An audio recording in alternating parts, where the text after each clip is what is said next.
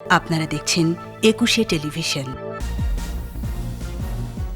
Raintree ধর্ষণ মামলার বিচারক কামরুন নাহারের ক্ষমতা প্রত্যাহার, এজলাসে না বসার নির্দেশ।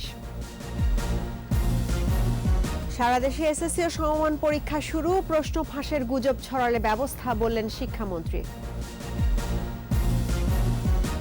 গেটলক বাস সার্ভিস বন্ধে অভিযান, ভাড়া নৈরাজ্য থামাতে জরিমানা, জ্বালানির মূল্য বৃদ্ধি নিয়ে সংসদে উত্তাপ। নিউজিল্যান্ডকে ৮ উইকেটে হারিয়ে টি-20 বিশ্বকাপের শিরোপা জিতল অস্ট্রেলিয়া।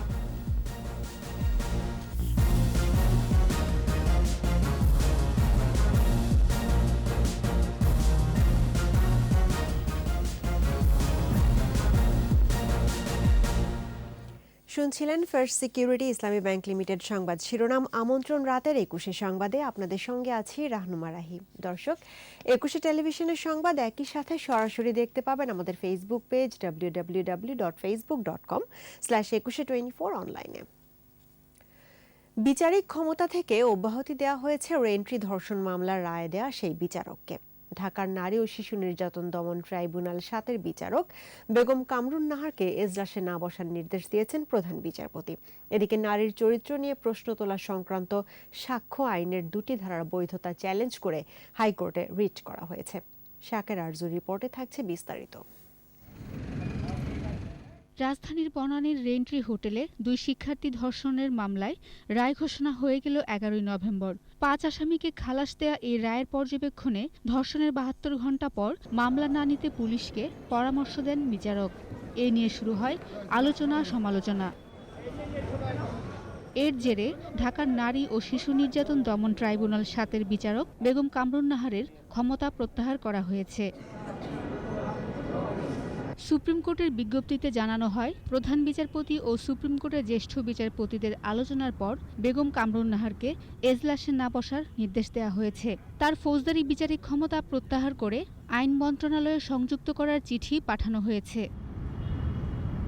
এদিকে ৭২ ঘণ্টা পর ধর্ষণের মামলা নেওয়া যাবে না এমন পর্যবেক্ষণে বিশৃঙ্খলা সৃষ্টি হতে পারে বলেই প্রধান বিচারপতি এ সিদ্ধান্ত নিয়েছেন বলে জানান অ্যাটর্নি জেনারেল। উনি ওনার এখতিয়ারের বাইরে যে কাজ করেছেন এবং তার এই কাজের ফলে আমাদের যে বিচার যে ব্যবস্থা, এখানে কিন্তু একটা জটিলতা সৃষ্টি হতে পারে। সুপ্রিম কোর্টের সম্পূর্ণ ক্ষমতা এবং সুপ্রিম কোর্টের মাননীয় বিচারকরা বসে এটা ঠিক করেছেন, এটা ওনারা আইন অনুযায়ী এটা করেছেন। অন্যদিকে নারীর চরিত্র নিয়ে প্রশ্ন তোলা সংক্রান্ত সাক্ষ্য আইনের ২টি ধারার বৈধতা চ্যালেঞ্জ করে হাইকোর্টে রিট করা হয়েছে।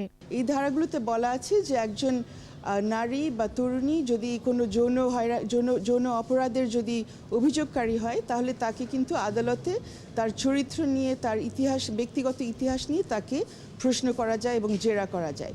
আর সচিবালয়ে সাংবাদিকদের প্রশ্নের জবাবে আইনমন্ত্রী বলেন, আইনগতভাবেই প্রত্যাহার করা হয়েছে ওই বিচারকের ক্ষমতা। এই বক্তব্য আমার মনে হয় যে বিজ্ঞ বিচারকদের জন্য বিব্রতকর। এটা একটা আইন শৃঙ্খলা বাহিনীর প্রতি একটা ভুল নির্দেশনা দেওয়া হবে। তো সেই ক্ষেত্রে এই ব্যবস্থা গ্রহণটা অত্যন্ত প্রয়োজনীয় ছিল। শাকের আরজু, ২১ টেলিভিশন, ঢাকা। গ্লাসগোয় জলবায়ু সম্মেলনে অংশগ্রহণ সহ লন্ডন, প্যারিসে ২ সপ্তাহের সরকারি সফর শেষে দেশে ফিরেছেন প্রধানমন্ত্রী শেখ হাসিনা। বাংলাদেশ বিমানের ভিভিআইপি ফ্লাইটে ফ্রান্সের প্যারিস থেকে সফর সঙ্গীদের নিয়ে সকালে শাহজালাল আন্তর্জাতিক বিমানবন্দরে পৌঁছান তিনি। গ্লাসগোতে COP26-এ বিশ্ব নেতাদের শীর্ষ সম্মেলনে যোগদান ও গুরুত্বপূর্ণ দ্বিপাক্ষিক বৈঠক করেন প্রধানমন্ত্রী। ওয়ার্ল্ড লিডার সামিটের সমাপনী পর্বে অংশ নেন তিনি। এছাড়া ইউনেস্কোর সদর দফতরে UNESCO Bangladesh Bangabandhu Sheikh Mujibur Rahman international prize for the creative ইকোনমির পুরস্কার বিতরণীতে যোগ দেন, ভাষণ দেন সংস্থাটির ৪১তম সাধারণ সম্মেলনে।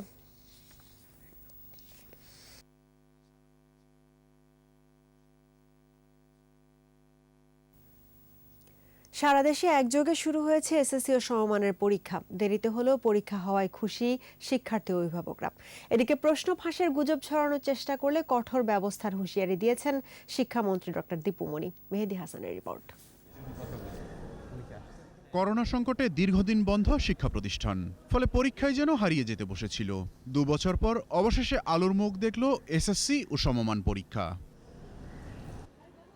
সংক্ষিপ্ত সিলেবাসে মাত্র 3 বিষয়ে অনুষ্ঠিত হওয়া এবারের এসএসসি পরীক্ষায় অংশ নিচ্ছে 22,27,000-এরও বেশি শিক্ষার্থী। মূল্যায়ন পদ্ধতি নিয়ে ভিন্নমত থাকলেও পরীক্ষায় অংশ নিতে পেরে খুশি শিক্ষার্থী ও তাদের অভিভাবকরা।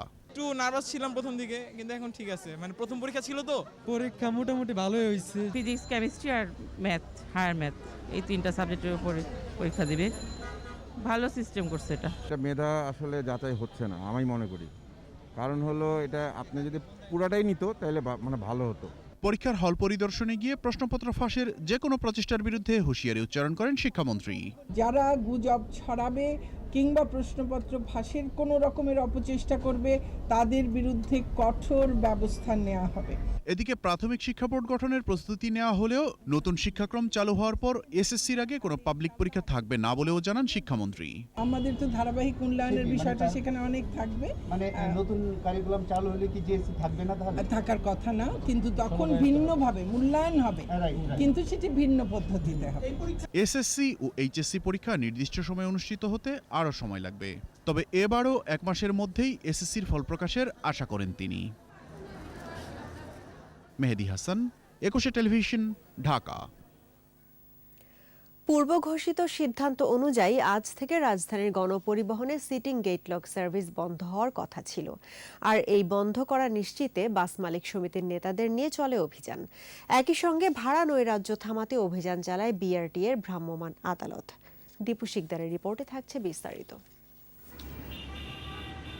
গেট লক সিটিং সার্ভিস বন্ধ ঘোষণা করা হলেও তা তোয়াক্কা করছে না অনেক পরিবহন। রাজধানীর কলাবাগান এলাকায় বাস মালিক সমিতির নেতাদের সঙ্গে নিয়ে অভিযান শুরু করে বিআরটি এর ভ্রাম্যমাণ আদালত। এই তালিকার মধ্যে যেটা আছে সেভাবেই হবে। ডিজেল চালিত বাস ছাড়াও বাড়তি ভাড়া আদায়ের অভিযোগ পাওয়া গেছে সিএনজি চালিত পরিবহনের যাত্রীদের কাছ থেকে। সমস্যা সেটা হচ্ছে কোনো স্টিকার নাই গ্যাসের, যেটা গ্যাস চালিত গাড়ি বা ডিজেল চালিত গাড়ি। এরপর বলতেছে যে ছোট করে লেখা আছে, সে লেখা এখন দেখা যাচ্ছে না। তুমি কি তেলে না গ্যাসে চলো বললে মানে বলতে পারতেছে না, আমতা করতেছে, বাট ও গ্যাসে চলে কিন্তু অতিরিক্ত ভাড়া নিচ্ছে। আমাদের জানা নাই যে কোনটা গ্যাসের কোনটা আপনার ডিজেলের, তো আমাদের তো ভাড়া ওই যে ডিজেলের প্যাকেট নেয় প্রতিদিন। অনেক বাসে এখনো টানানো নেই ভাড়ার চার্ট। সব মিলিয়ে ক্ষোভ ছিল যাত্রীদের কণ্ঠে। বড় করে চার্ট লাগিয়ে রাখলে আমরা অন্তত বুঝবো যে কোথায় কত ভাড়া, এই নির্দিষ্ট অনুযায়ী আমরা ভাড়া দিলাম। 35 টাকার হাফ করলে ওনার হিসেবে তো হয়ে গেছে, আমরা আরো 15 টাকা রিটার্ন পাই। যারা জানি না দিতে পারে যে ভাড়া বাড়াইছে এর থেকে ডাবল নিতেছে। হয়তো আমার ভুল হয়ে গেছে, এটা আমার খেলা ছিল না, ঠিক আছে। আমরা ভাড়ার চার্টটা পাই নাই, ঠিক আছে। আমরা আবার গাড়িটা বাইর করছি গ্যারেজ থেকে। এসব অভিযোগে যাত্রীবাহী বাস ডাম্পিং সহ জরিমানা করে ভ্রাম্যমাণ আদালত। সতর্ক করা হয় অনেককে। কেউ যদি বলে যে এই তালিকায় যে আছে তার থেকে আমাদের বাসটা সিটিং সার্ভিস বেশি টাকা দেন, আপনারা এটা মানবেন না। কারণ আমরা সরকার থেকে আমরা ঘোষণা করে দিচ্ছি যে আজকে থেকে এই গেট লক সিটিং সার্ভিস ওয়েবিল সম্পূর্ণ নিষিদ্ধ। বাস মালিক সমিতি বলছে ভাড়া আর সিটিং সার্ভিসের বিষয়ে সিদ্ধান্ত বাস্তবায়নে কিছু সময় লাগবে। সিটিং এবং গেট লকের নামে অতিরিক্ত ভাড়া আদায় করতেছে। আমরা যে অন্যায়গুলো পেয়ে আসছি সেগুলোর বিরুদ্ধে আমরা 1 বাই 1 ব্যবস্থা চাচ্ছি। আমরা তো বসে নাই, আমরা তো কাজ করতেছি। সড়কে শৃঙ্খলা ফেরাতে অব্যাহত থাকবে অভিযান। দীপু শিকদার, একুশে টেলিভিশন, ঢাকা। নিচ্ছি সংবাদ বিরতি। যখন ফিরছি তখন অন্যান্য খবরের সঙ্গে আরও থাকবে। বর্জ্য আর কংক্রিটে সয়লাব, ঢাকার 5 নদী, আইনের শাসন জরুরি বলছেন বিশেষজ্ঞরা। আবারও আমন্ত্রণ রাতের 21 সংবাদে। রাষ্ট্রপতি মোহাম্মদ আব্দুল হামিদের পিতা হাজী মোহাম্মদ তায়েব উদ্দিনের মৃত্যুবার্ষিকী উপলক্ষে মিলাদ মাহফিলের আয়োজন করা হয়েছে। বাদ আসর মিঠামইনে মিলাদ মাহফিলে অংশ নেন রাষ্ট্রপতি মোহাম্মদ আব্দুল হামিদ। মিলাদ শেষে মরহুম হাজী মোহাম্মদ তায়েব উদ্দিনের আত্মার শান্তি কামনা করে দোয়া ও মোনাজাত করা হয়। একই সাথে দেশ ও জাতির কল্যাণ কামনায় দোয়া করা হয়। মিলাদে অংশ নেন মিঠামইন এলাকার সর্বস্তরের জনগণ।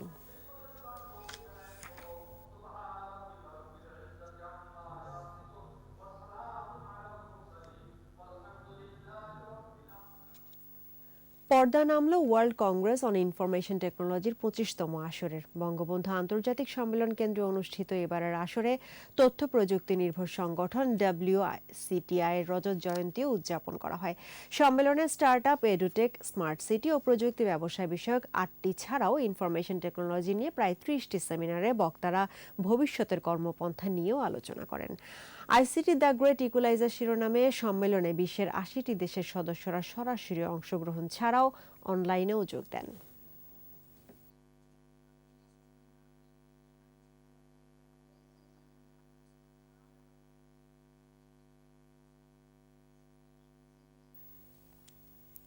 সুযোগ সন্ধানে মানুষ সুযোগ খোঁজে, গিলে খায় আস্ত নদীকেও।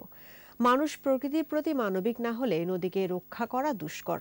আইনের শাসন থাকাও জরুরি বলছেন বিশেষজ্ঞরা। রিপোর্টে বাকিটা জানাচ্ছেন মোহাম্মদ নুরুন নবী। তুরাগ নদীর একটি চিত্র খটকা লাগায়।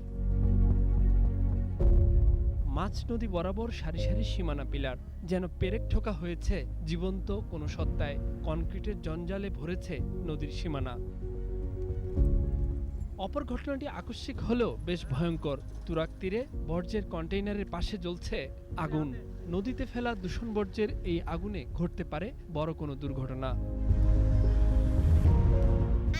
নিচে দেখে আগুন লাগা দিছে, এই কারণে আমরা ওখানে 3 গাড়ি ময়লা আমরা আরো তাও ময়লা আমরা ফালতে পারি না। হাইকোর্টের নির্দেশে যে সীমানা পিলার বসানো হচ্ছে তা নিয়েও জিজ্ঞাসা আজ জনে জনে। আদালত বলেছে ফোরশুর হলো একটা নদীর মধ্যের অংশ, আর বিআইডব্লিউটি এর চেয়ারম্যান বলতেছে আমরা ফোরশুর ধরে সীমানা পিলার দিচ্ছি। তো সে তো ওপেনলি আদালতের রায়কে মানছে না। এসব গল্পের শেষ এখানেই হতে পারত, কিন্তু না। তাই কমেনি নদীর পাড়ের মানুষের ক্ষোভ। যারা দখলদারি নদীর সাইড দা, তাদের ভিতরে একটা আতঙ্ক হয়েছে, সরকার আতঙ্ক তৈরি করছে। একদিন ভাঙলে পরদিন গড়ে ওঠে অবৈধ স্থাপনা। নদীর উপর এসব টংঘর তারই প্রমাণ। রিকশার গ্যারেজ, ট্রাকের সারাইখানা কিংবা বোট ক্লাব নদীর উপর আস্থানা গেড়েছে দিনে দিনে। উন্নয়ন প্রকল্পে বর্জ্যের ঠিকানাও এখন ঢাকার নদী।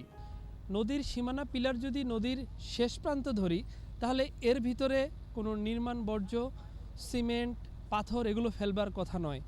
কিন্তু কিছু ডেভেলপার কোম্পানি বালু নদীতে এগুলো অহরহই ফেলছে, যার কারণে দেখা যাচ্ছে ওই গাছটি যেমন আর বেঁচে নেই, সেটা যদি সম্ভব হয় তাহলে এই নদীতে থাকা যে জীববৈচিত্র্য রয়েছে সেগুলো আসলে টিকে থাকার কথা নয়। সিএস দাগ অনুযায়ী ফোরশোর বরাবর বসানোর কথা ছিল। যতবার জানতে চেয়েছি ততবারই একই কথার পুনরাবৃত্তি শুনিয়েছে বিআইডব্লিউটিএ। ঢাকা প্রান্তে আমাদের 90 ভাগ পিলার বসানো হয়ে গেছে এবং নারায়ণগঞ্জ প্রান্তে এখন 50 ভাগ পিলার বসানো হয়েছে। দস্যুর কবল থেকে স্রোত ফেরানোর দাবিতে পরিবেশবাদীরা দুষলেন আমলাদের। তারা যদি অন্তত মান্থলি একটা ভিজিট করে তাহলে তো দেখা যায় কোন এলাকাটাতে চেঞ্জগুলো আসছে। হ্যাঁ, ইভেন আপনি যদি প্রতি 3 মাস পর স্যাটেলাইট ইমেজও যদি আপনি কালেক্ট করেন তাহলে বোঝা যাবে চেঞ্জগুলো কেমন আসছে। মানুষ বলছে নদীর সাথে তাদের আছে জীবনের সম্পর্ক। নদী বিলীন হলে লীন হয়ে যায় মানুষ। প্রকৃতি হবে অসার, অন্তঃসার শূন্য। তাই সময় ফুরাবার আগেই নদীকে নদীর জায়গায় ফিরিয়ে আনার প্রকট দাবি সবার। রাতের আধারে এই প্রতিষ্ঠানগুলোর শিল্প বর্জ্য ফেলা হচ্ছে নদীতে, আর অন্যান্য কঠিন বর্জ্যগুলো নদীতে সরাসরি ফেলা হচ্ছে, যার কারণে নদীও ভরাট হচ্ছে এবং নদীর প্রশস্ততা কমে যাচ্ছে। আর এভাবে চলতে থাকলে হয়তো একদিন হারিয়ে যাবে এই বালু নদী। মোহাম্মদ নুরুন নবী, 21 টেলিভিশন, বালু নদী, ঢাকা। সময় হলো আরো একটি বিরতির। যখন ফিরবো তখন অন্যান্য খবরের সঙ্গে আরো থাকবে। প্রতিশ্রুতির ফুলঝুরিতে গ্লাসগো COP26 চুক্তি সই, সম্মেলনকে ব্যর্থ বলছেন পরিবেশবাদীরা। আমন্ত্রণ আরো একবার রাতের 21 সংবাদে। এবার প্রবাসের খবর।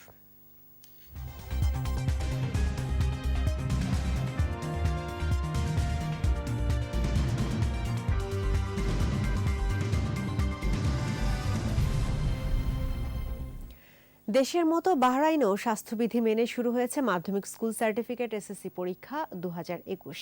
স্থানীয় সময় সকাল 7টা থেকে শুরু হওয়া এবারের এসএসসি পরীক্ষায় শিক্ষার্থীদের স্বাস্থ্য সুরক্ষার দিকে বাড়তি নজর দেওয়া হয়েছে। সারা বিশ্বে করোনা ভাইরাসের প্রাদুর্ভাবের পর প্রথম শুরু হওয়া এবারের এসএসসি পরীক্ষায় বাংলাদেশ স্কুল বাহরাইন থেকে মোট 69 জন শিক্ষার্থী পরীক্ষায় অংশগ্রহণ করে। বিজ্ঞান বিভাগ থেকে 23 ও বাণিজ্যিক বিভাগ থেকে 46 জন শিক্ষার্থী অংশ নিচ্ছেন। বাংলাদেশ দূতাবাসের তত্ত্বাবধানে অনুষ্ঠিত পরীক্ষার প্রথম দিনে কেন্দ্র পরিদর্শন করেন বাহরাইনে নিযুক্ত রাষ্ট্রদূত doctor Mohammad Nazrul Islam, labour councillor Sheikh Mohammad Tauhidul ইসলাম সহ অন্যরা। আর এরই সঙ্গে শেষ করছি রাতের 21 সংবাদ। তবে যাবার আগে ফার্স্ট সিকিউরিটি ইসলামী ব্যাংক লিমিটেড সংবাদ শিরোনামগুলো জানাবো আরও একবার। রেন্ট্রি ধর্ষণ মামলার বিচারক কামরুন নাহারের ক্ষমতা প্রত্যাহার, এজলাসে না বসার নির্দেশ। সারা দেশে এসএসসি ও সমমান পরীক্ষা শুরু, প্রশ্ন ফাঁসের গুজব ছড়ালে ব্যবস্থা বললেন শিক্ষামন্ত্রী। গেটলক বাস সার্ভিস বন্ধে অভিযান, ভাড়া নৈরাজ্য থামাতে জরিমানা, জ্বালানির মূল্য বৃদ্ধি নিয়ে সংসদে উত্তাপ। নিউজিল্যান্ডকে 8 উইকেটে হারিয়ে টি-20 বিশ্বকাপের শিরোপা জিতল অস্ট্রেলিয়া।